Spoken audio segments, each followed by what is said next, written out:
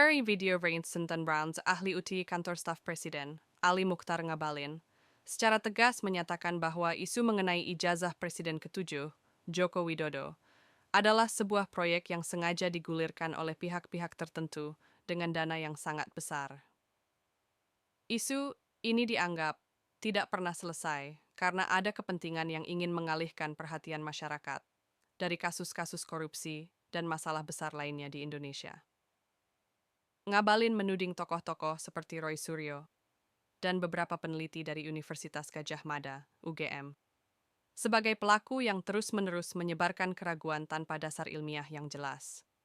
Sementara itu, Roy Suryo membantah tuduhan tersebut dan menegaskan bahwa mereka melakukan penelitian secara mandiri tanpa intervensi siapapun. Menteri Bahlil Hadalia juga menanggapi isu ini dengan menyebut bahwa sudah seharusnya isu ijazah Presiden Jokowi dihentikan karena proses hukum telah membuktikan keaslian ijazah tersebut. Ngabalin menekankan bahwa ada dua ancaman yang bekerja secara sistematis untuk menjatuhkan reputasi Presiden Jokowi, baik dari dalam maupun luar negeri. Ia juga menyoroti karakter Presiden Jokowi yang sabar menghadapi serangan isu ini hingga akhirnya melaporkannya secara resmi.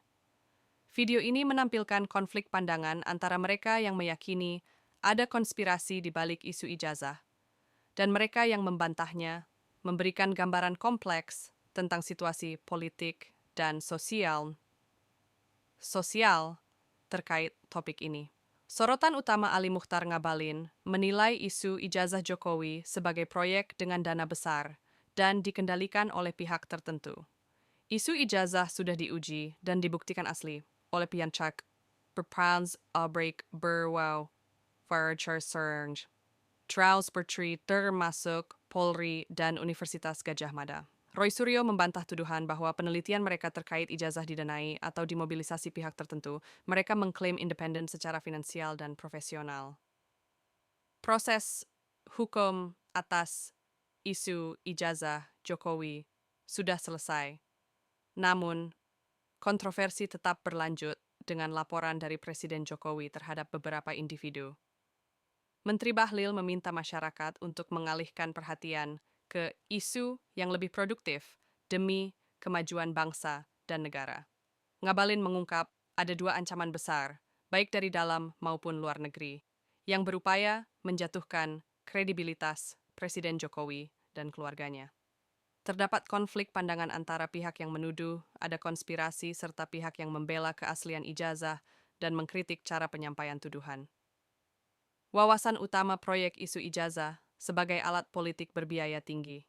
Ngabalin menegaskan bahwa isu ijazah Jokowi bukan sekadar rumor biasa, melainkan proyek besar yang membutuhkan dana dan jaringan luas. Hal ini menunjukkan bagaimana isu politik dapat dimobilisasi sebagai alat untuk merusak reputasi dan mengalihkan perhatian publik dari masalah utama, seperti kasus korupsi besar. Ini juga mencerminkan betapa rumitnya politik Indonesia, di mana perang opini berjalan dengan intensitas tinggi dan sumber dana yang tidak transparan. Legitimasi akademik dan penikumain, pans inaliliti tiari amanuri ilmiah dalam perselisihan politik.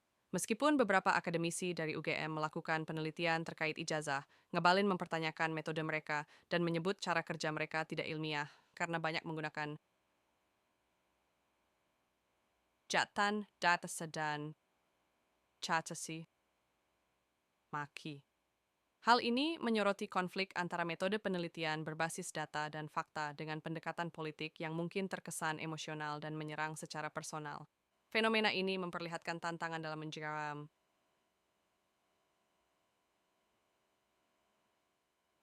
objektivitas ilmiah dalam konteks yang sangat politis.